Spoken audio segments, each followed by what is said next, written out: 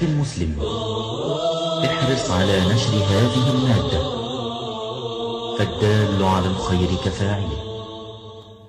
ایمان کی محمد عربی نے کی تھی. 313 ہو کے جبل کی قوتوں کے خلاف کھڑے ہو گئے. جب عمیر نے جا کے رپورٹ دی نا ابو جہل کو کہ وہ تو 3 اونٹ کھا سکیں گے اور 300 سے کچھ کم اور کچھ زیادہ ان کی تعداد ہے، اس سے زیادہ نہیں ہے، میں خوب وادیاں دیکھ آیا ہوں، میں خوب ٹیلے دیکھ آیا ہوں. تو ابو جہل نے سنادید قریش کو بلا کر کہا عمیر کی رپورٹ سنو کتنی حوصلہ افزا ہے. صبح لڑائی کی نوبت نہیں آئے گی، صبح تو رسیاں کٹھی کرو، جکڑ جکڑ کے مسلمانوں کو اونٹوں کی پشتوں پہ باندھ لیں گے اور پھر سینے حرم میں جا کے کعبۃ اللہ کی دیواروں کے ساتھ باندھ دیں گے. لوگوں کو تماشا دکھایا کریں گے کہ یہ نیا دین لے کر آئے تھے اور یہ ان کا کیا حال ہے. جب اس نے رعونت بھرے اتنی زبان سے یہ جملے نکالے تو عمیر جو سارا منظر اپنی آنکھوں سے دیکھ کر آیا تھا، ابن حشام میں لفظ موجود ہیں، اس نے کہا وَلَٰكِنْ رَأَيْتُ يَا مَعْشَرَ قُرَيْشٍ الْبَلَايَا تَحْمِلُ الْمَنَايَا. اے قریش کے سرداروں اتنے بھی تکبر میں نہ آؤ، میں اپنی ان آنکھوں سے دیکھ کر آیا ہوں کہ یثرب کی اونٹنیاں اپنی پشتوں پہ نری موتیں اٹھا کے لے آئی ہیں. ان کے بدن پہ چیتھڑے ہیں، ان کے پیٹ کمر سے لگے ہوئے ہیں، لیکن وہ زخمی سانپوں کی طرح پیچ و تاب کھا رہے ہیں. کل ان میں سے کوئی نہیں مرے گا جب تک تم میں سے ایک ایک کو لڑ نہیں جاتا. تم تو یہ کہتے ہو رسیاں کٹھی کرو، میرا مشورہ مانتے ہو تو رات کے اندھیرے میں بھاگ سکتے ہو تو بھاگ جاؤ. اس قوم سے لڑنا تمہارے بس کا روگ نہیں ہے جو مرنے کے لیے آئی ہے.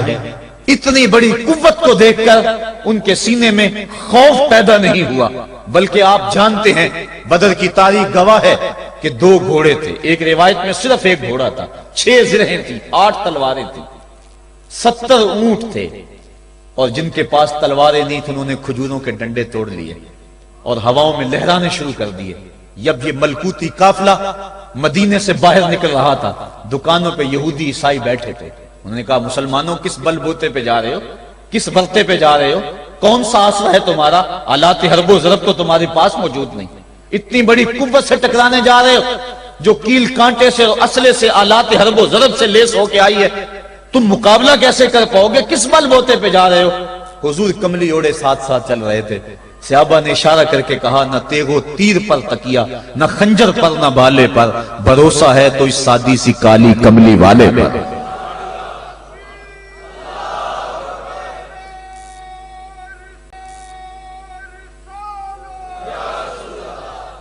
اب اس ماحول میں جبکہ کفار پورا لاؤ لشکر لے کے آئے اور ابو جہل نے کہا اعلان کر دو لنا عزا ولا عزا لکم، یہ ان کے بت کا نام ہے. ہمارے پاس عزا ہے تمہارے پاس عزا نہیں، ہمارے پاس لات ہے تمہارے پاس لات نہیں، ہمارے پاس منات ہے تمہارے پاس منات نہیں، ہمارے 360 خدا اور تمہارا ایک خدا، مقابلہ ہی کوئی نہیں. اس نے کہا کھڑے ہو کے اونچی جگہ پہ کہا اپنے نقیب کو اعلان کرو لنا عزا ولا عزا لکم.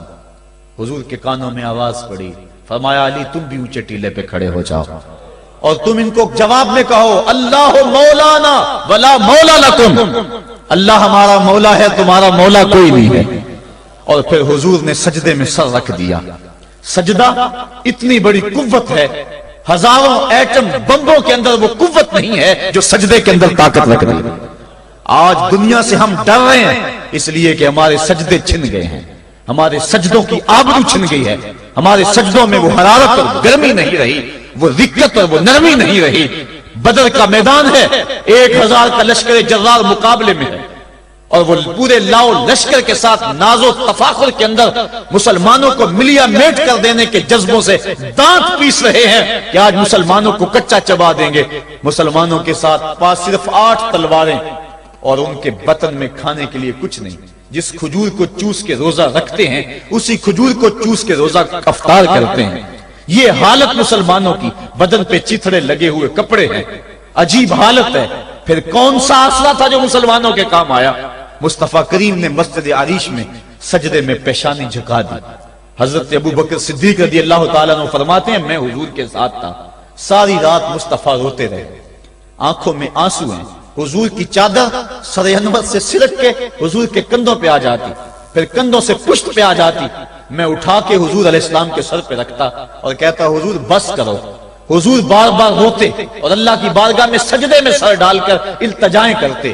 لفظ کیا تھے محبوب کی زبان پہ, آج تک ایسی ناز والی دعا کسی نے نہیں کی ہے جی جیسی دعا مصطفیٰ جان رحمت نے کی. مصطفیٰ کریم سجدے میں سر رکھا ہے اور کیا کہا, اللہم ان تہلک ہذہ العصابہ لم تعبد فی الارض ابدا. میرے مالک میں نہیں کہتا کہ ان لوگوں کو بچا لے, دیکھ میری زندگی کی کمائی یہی 313 ہے جو میں تیری چوکھٹ پہ لے کے حاضر ہو گیا ہوں. میری زندگی کا کل اثاثہ, میری زندگی کا کل سرمایہ کوہ ابو قبیس پہ کیے گئے درسوں کا نتیجہ, عکاظ کی منڈی کے اندر دیے گئے درسوں کا نتیجہ, اور ذی المجال کے میلے میں تیرے دین کی تبلیغ کا نتیجہ, طائف کے بازاروں میں پتھر کھا کھا کے جو تبلیغ کی اس کا نتیجہ, رستے میں گڑے, رستے میں بچتے ہوئے کانٹے, اور مکے کے بازاروں میں میرے بدن کے اوپر پڑتی ہوئی اوجریاں, میں نے پھر بھی تیرا کلمہ بلند کیا. میرے مالک میری پوری زندگی کا گداز, میری پوری زندگی کا سرمایہ, میری زندگی کے آنسو, میری زندگی کا رونا سینے حرم کے اندر کعبۃ اللہ کی چھاؤں کے میں سجدے کر کر کے, کوئی کبھی میں نے عمر مانگا, کبھی میں نے حمزہ مانگا, تیرے دین کے لیے میں نے جو ایک ایک کر کے تنکا جوڑا اور یہ ایک چھوٹا سا گھونسلہ بنایا.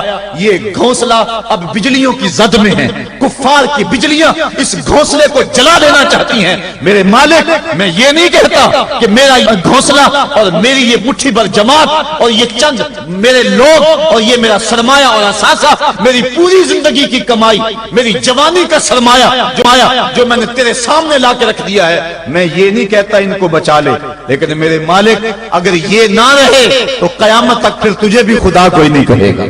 ان تہلک ہذہ العصابہ لم تعبد فی الارض ابدا, اگر یہ نہ رہے تو قیامت تک تیرے نام کے ڈنکے بجانے والے بھی دنیا پہ نہیں ہوں گے. یہ حضور نے اللہ کی بارگاہ میں دعا کی اور سجدے میں سر رکھا ہے. حضور علیہ السلام کی آنکھوں میں اشک جاری ہیں, سجدے سے قوت حاصل کی جا رہی ہے. دشمن کے مقابلے میں مصطفیٰ کریم سجدے میں سر رکھ کے اللہ سے آرزو کر رہے ہیں. حضرت سیدنا صدیق اکبر فرماتے ہیں اچانک حضور نے سر اٹھایا, میں خوش ہو گیا کہ حضور کے چہرے پہ مسکراہٹ تھی. حضور مسکراتے ہوئے فرمایا ابشر یا ابا بکر ھذا جبریل آخذ بعنان فرسہ, ابو بکر بشارت ہو, وہ جبریل اللہ کی مدد لے کر آ گئے.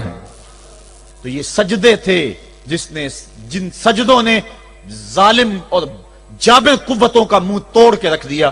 حضرت علی المرتضیٰ روایت کرتے ہیں رضی اللہ تعالیٰ عنہ, فرماتے ہیں میں نے ہاتھ میں تلوار تھامی اور میدان میں کود پڑا.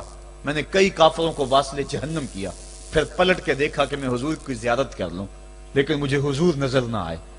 میں نے ڈھونڈا تو ایک سمت حضور نے پیشانی سجدے میں رکھی ہوئی تھی اور زبان پہ لفظ تھے یا حیو یا قیوم, یا حیو یا قیوم.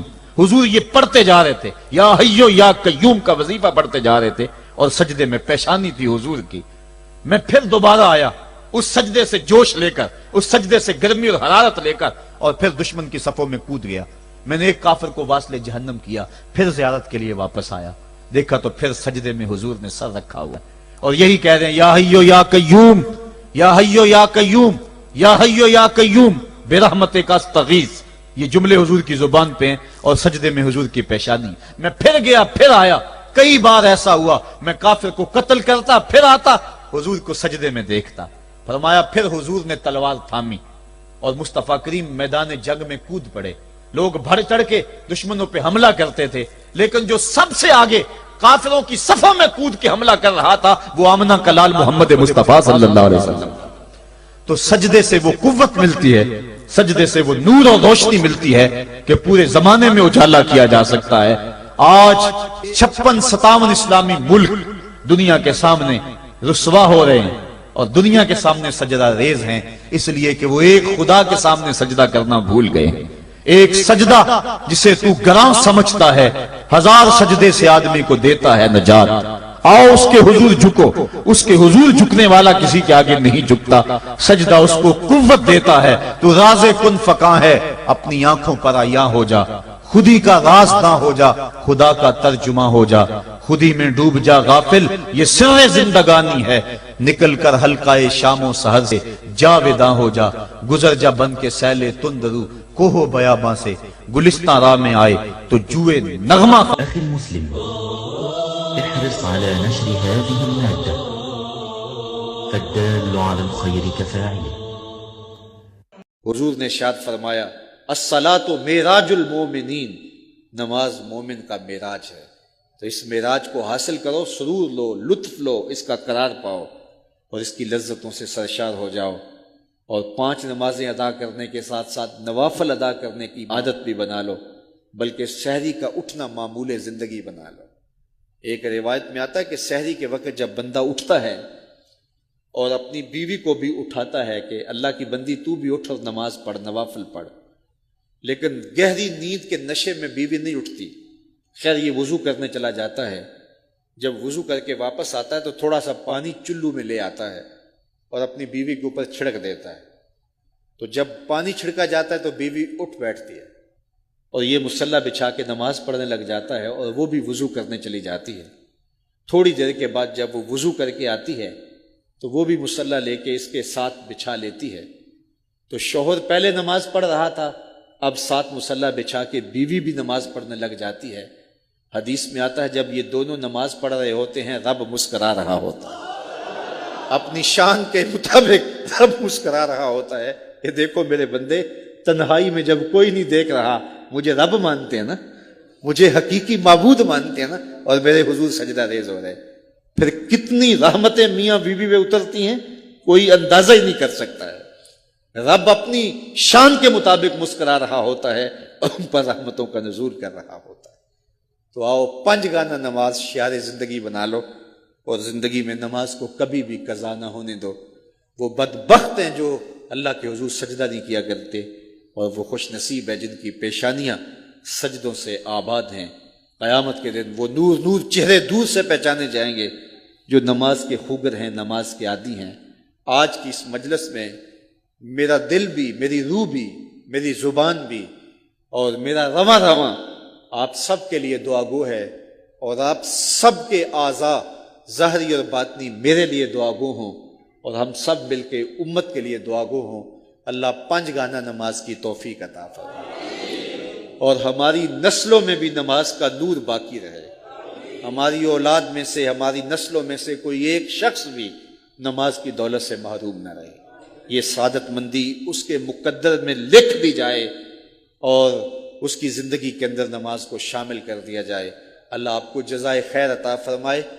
آج کہا جاتا ہے کہ اس طرح کی باتیں سنی جاتی ہیں کہ جو جذبات کو حرارت دیں، گرمی دیں، لیکن ہماری یہ ضرورت ہے. اس وقت تقریباً 90% طبقہ امت کا نماز نہیں پڑھتا ہے اور صرف 10% لوگ نماز پڑھتے ہیں. تو پوری امت کے اوپر نماز فرض ہے، واجب ہے، لازم کی گئی ہے. اللہ توفیق دے. آقا کریم علیہ السلام کی مجلس سے نور سجی ہے. حضرت انس بن مالک رضی اللہ تعالی عنہ روایت کرتے ہیں ایک شخص آیا اور حضور کی خدمت میں عرض گزار ہوتا ہے، متی الساعہ یا رسول اللہ، اے پیارے رسول صلی اللہ علیہ وسلم قیامت کب آئے گی؟ اگر ایک طالب علم پوچھ رہا ہو کہ استاد جی امتحان کب ہوں گے، تو اس کا مطلب صاف صاف یہ ہے کہ اس نے بھرپور تیاری کر رکھی ہے اور بے چینی سے اسے امتحانات کا انتظار ہے. تو اس نے کہا متی الساعہ، قیامت کب آئے گی؟ تو حضور نے اس کو جو جواب دیا فرمایا ما عادت لہا، قیامت کا پوچھ رہے ہو، اس کے لیے تیاری کیا کر رکھی ہے؟ تو شخص کا جواب سنیے. اس نے عرض کی ما عادت لہا من کثیر صلاۃ ولا صوم ولا صدقہ ولکن احب اللہ ورسولہ، میں قیامت کی تیاری کے لیے نمازوں، روزوں اور صدقات کی کثرت نہیں رکھتا. بعض ہمارے خطبہ جوش خطابت میں کہہ دیتے ہیں کہ اس نے کہا کہ یا رسول اللہ نہ میں نمازیں پڑھی ہیں نہ میں روزے رکھے ہیں. یہ کیسے ہو سکتا ہے کہ ایک صحابی رسول ہو اور وہ نماز نہ پڑھتا ہو اور وہ روزے نہ رکھتا ہو؟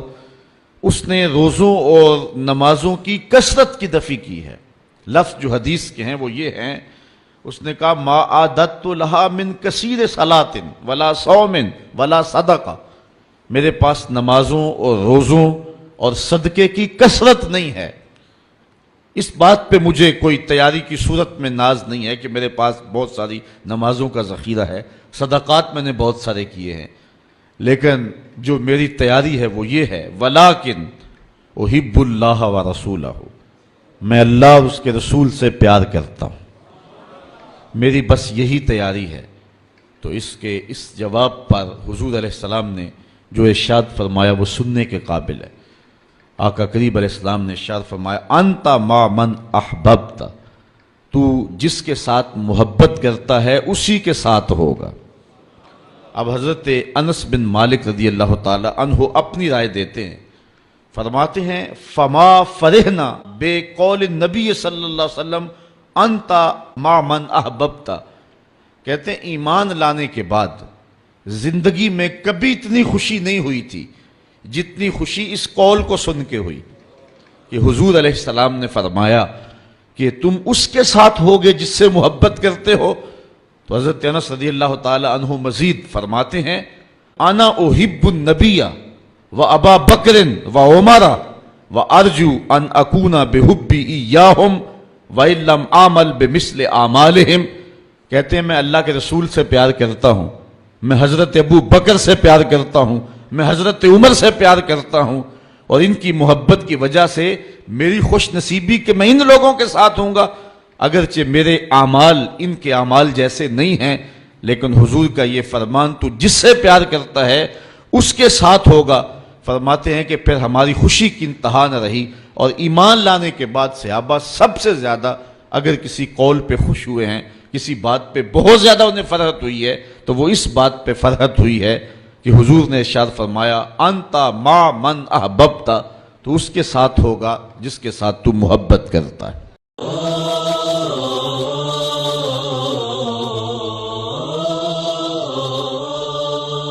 أخي المسلم، احرص على نشر هذه المادة، فالدال على الخير كفاعله.